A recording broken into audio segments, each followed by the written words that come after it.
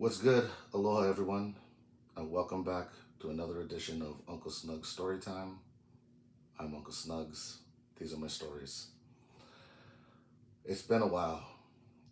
I'm sorry that it's taken so long to get back to this story.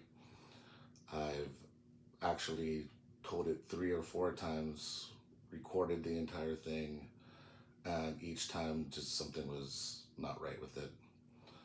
Um, Audio wasn't correct. A file got deleted. And as I was retelling this story, it brought up a lot of emotions and memories and feelings that I really was having a hard time dealing with while trying to tell this story. I also, when I started telling this story, I was going to just barrel through it, tell everything that happened, and there are some parts that some people, including myself, thought maybe shouldn't be put out there.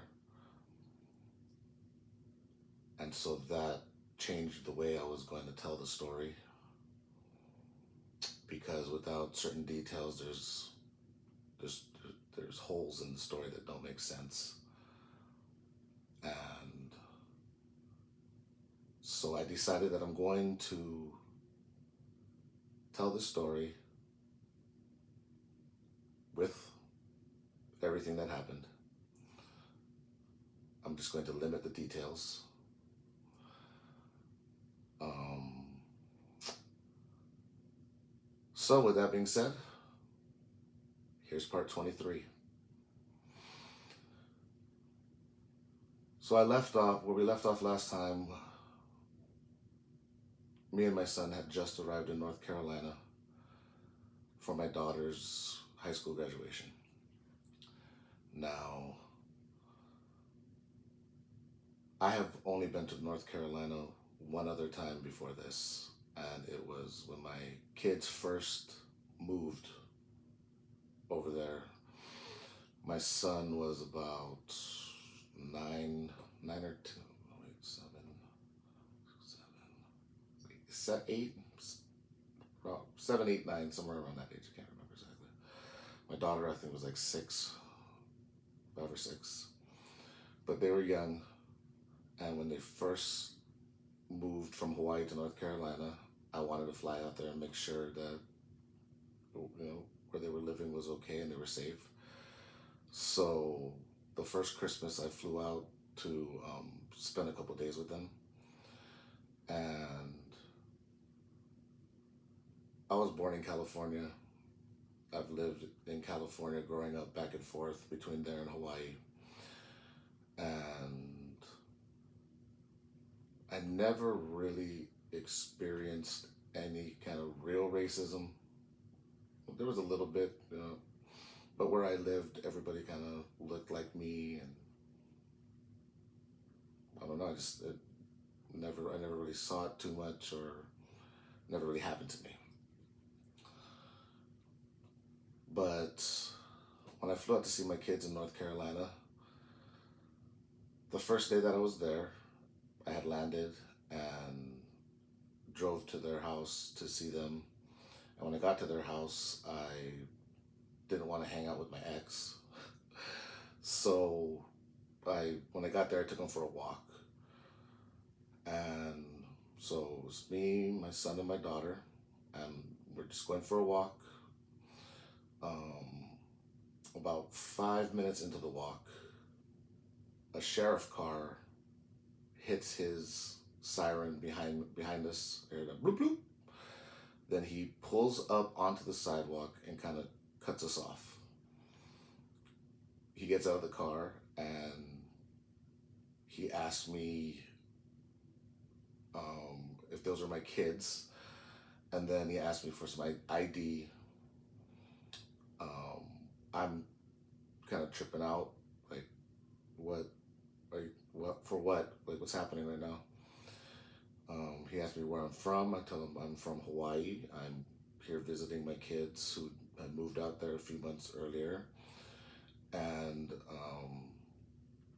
he just asked me some questions, and then in the midst of him asking me questions, he asked me to stand up against his car. I'm like, am I being arrested for something? Like, what's happening? Then he starts asking me about my tattoos. Are those gang affiliated? I told him that's an octopus and that's a fish. No, they're not gang affiliated. At that point, he tells me, "Are you being lippy with me, boy?"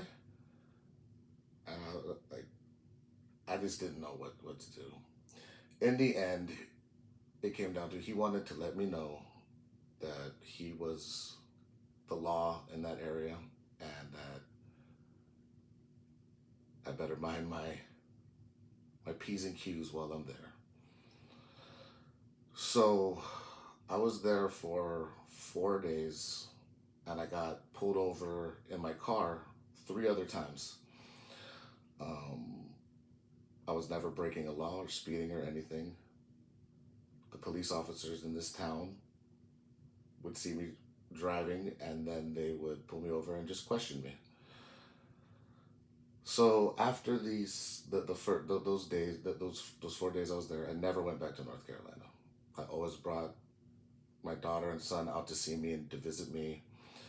A few years later, my son wanted to live with me, so I got custody of my son. He stayed with me, and then I would just bring my daughter. So the first time I'm going back, I'm completely physically broken. I'm just really apprehensive about being in North Carolina and especially in this little town.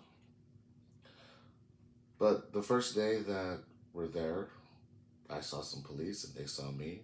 Nothing happened. All right. The second day I was there, during the daytime, seen 2 more police officers. Nothing happened. Later on that night, me and my ex are going to go run an errand. We go through a roadblock and we're at the roadblock and we stop for a second. The police ask where we're going. My ex is driving. Ask her if she's been drinking. No. They wave us through. Have a good night. I was pretty happy and stoked that after 12 or 13 years, whatever it had been, that things had seemed to change there. So we went and we did our errand, and as we're heading back, we have to go through that roadblock again. Well, I had my ukulele with me, and I decided that I was going to try to share some aloha with these police officers because like I said, I was super apprehensive about the police there. And I felt really bad that because of what happened to me on my first visit there, that I kind of thought that all the police there were like that. And that was absolutely not the case. So as we get back to the roadblock, they were actually shutting it down, and there was only 1 or 2 police officers still there. I tell my ex to pull up alongside one of the police cars, and I asked him, "Hey man," I actually told him the story. Hey, can I tell you something? I told him what happened to me the first time I came there. So, is there any way that I can just jam you guys a quick song on my ukulele? He says, only if you allow me to call my other officers back here to watch you play. So he gets on his radio and he calls back all the other officers, like 4 or 5 cars come back. They all jump out, pull out their cell phones. I have my ex help me get out of the van, and I'm standing there, balancing on one leg, playing my ukulele. Um, actually played 3 songs for them, and here is here's what it looked like. Check it out. Hope you enjoy it.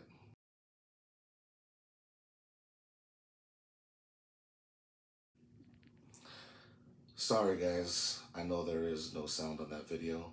As you guys know, I'm new here on YouTube, and I forgot that there are rules about using copyrighted music, and I'm singing cover songs with my ukulele to those police officers. Somewhere Over the Rainbow by Brother Is, Holiday by Green Day, and Put Some Time by a local group here in Hawaii called Natural Vibrations.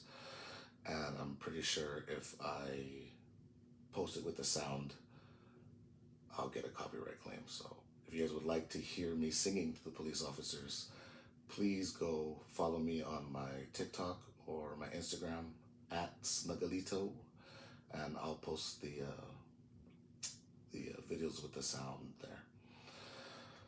So I don't know about you guys, but this is not normal for most people to fly from Hawaii to North Carolina with a broken leg and 2 messed up arms, get out and do a roadside concert for some police officers who were outstanding.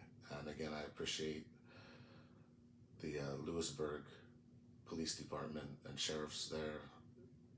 You guys are all amazing. But things like this always seem to happen to me. Not so much the physically being broken, but just things like that.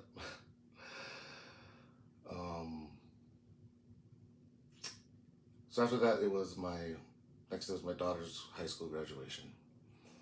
And so we go to the graduation. It was beautiful.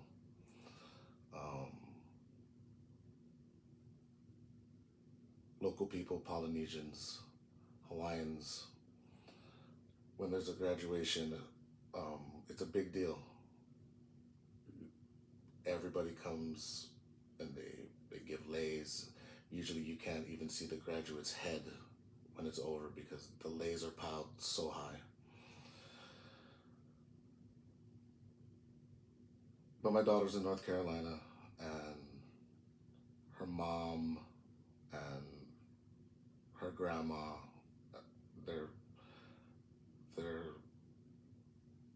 they don't really carry on those traditions too much, and there's only a couple of them. So when me and my son went, we decided that we were going to try, even though it was just the 2 of us, really, we were going to try to manifest all of her family that was back home here in Hawaii. We're going to manifest all of their energy and show her that love when it came time and they called her name. Now, we're sitting in an auditorium, and before it started, they said, please hold your applause till the end. And come on, man, it's a high school graduation, once in a lifetime. As the graduation went on, most people were able to control themselves. There were some claps here and there for certain people. But when my daughter came up, this happened. Edilberto Nolasco Rayo. Kiani Lehua. Kea Lohilani Ora Shaptran. I think we did a pretty good job. So the graduation was beautiful. I was super stoked that I was able to get there. When the graduation was over, the next day we were going to be flying back to Hawaii. Um, my son and daughter were anyway. And it was going to be a little awkward because my daughter was going to be staying with Mary because that was the original plan. She was going to be staying with her auntie as well, but mostly with Mary.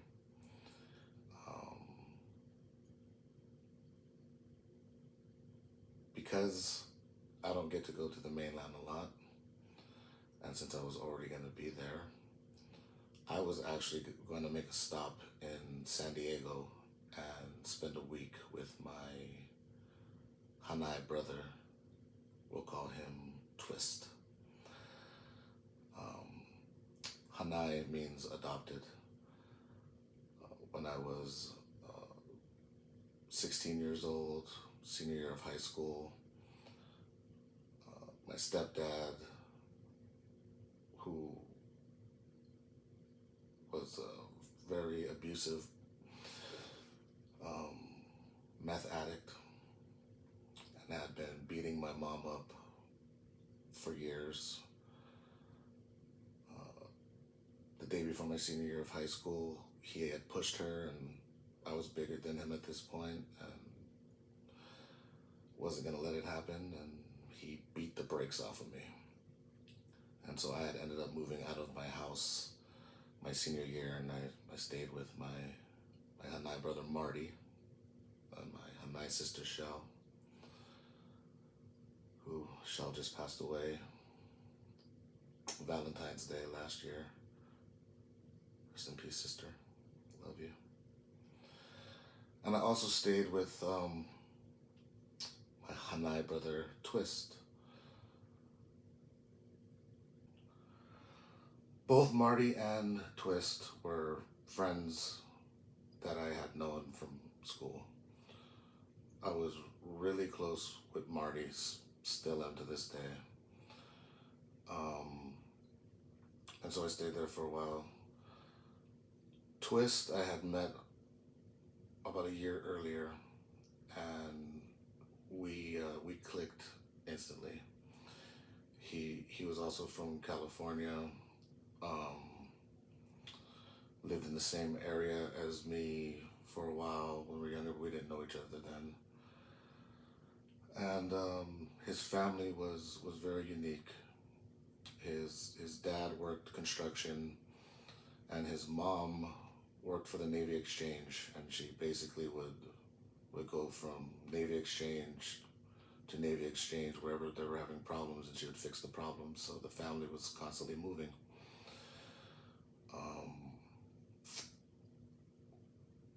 What was very unique about them was that everywhere they moved, Twist would find a friend or make a friend that was having a hard time at home.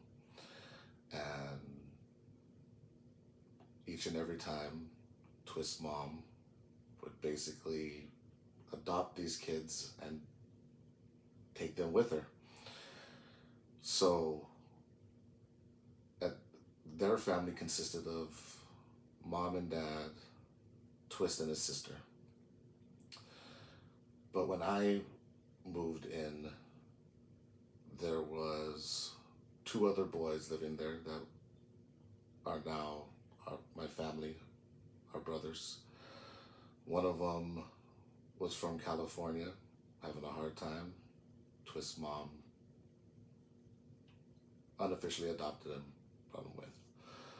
Another one from Virginia, same situation, unofficially adopted, brought him with. Now I'm living there. While I'm living there, there was also another friend that Twist had that was in a gang when he was 13 years old. Ended up shooting another gang member in the stomach and went to the California Youth Authority until he was 18. But they let him out early if he could move in with somebody that wasn't in California. And since they were in Hawaii, he got released early and got sent to live with us in Hawaii. So these beautiful people who had taken in now 4 boys, all of us about 6 months apart in age. And my brother Twist and his sister, they took care of all of us, and we're always been family. So after high school, they had ended up moving back to San Diego, and I hadn't seen them for a long time. So again, since I was in the mainland, I was going through this crazy situation with my life, I decided I was going to stop and visit my brother Twist. So we all leave North Carolina. My kids fly to Hawaii. I'm in San Diego. Twist's daughter comes and picks me up from the airport, takes me to the house. And it was really good to see him and hang out with him for a while. While I was there, we had talked about a bunch of different shit, and one of the things we talked about was when me and Mary had first started dating. Twist had actually come out to Hawaii for a couple of days to visit me. The circumstances that he came out here, the circumstances that he came out here under were kind of strange. He was in a nightclub with his baby mama in San Diego. They got into a fight. He didn't want to argue with her, so he got in a cab and decided to catch a flight to Hawaii. Showed up with no luggage, just club clothes. So he was here for a couple days, but I had just started dating Mary, like I said, so I would spend a lot of time with her. They ended up meeting, and after they met and we hung out or whatever, we had had a conversation, and she had told me that she thought he was cute, and we had talked about some other things, and it was just like some wild pillow talk between us, like what might happen with the three of us. So I was talking to him about that, and so we decided that let's call Mary and see if she'd be interested in a video phone conversation with the both of us. And here's where I was talking about earlier about not being able to give too many details and things I don't know if I should say or not, but stay tuned. In the next part, I'm going to try to navigate through this because I feel like it's an important part of the story, just because within the things that happened, I got a lot of real information about what was happening with Mary and the voice recordings and stuff from the person that she told me was somebody named Eddie. So, I'm sorry it took so long to get this part to you guys. Stay tuned. The next part will be coming soon, I promise. Much love, everybody. Until next vibe, this is Uncle Snugs. Aloha. If you're enjoying my stories, if you want to hear the next part, please hit that like button, the subscribe button. Follow me on TikTok and Instagram @Snuggalito. Appreciate you guys' support. Aloha.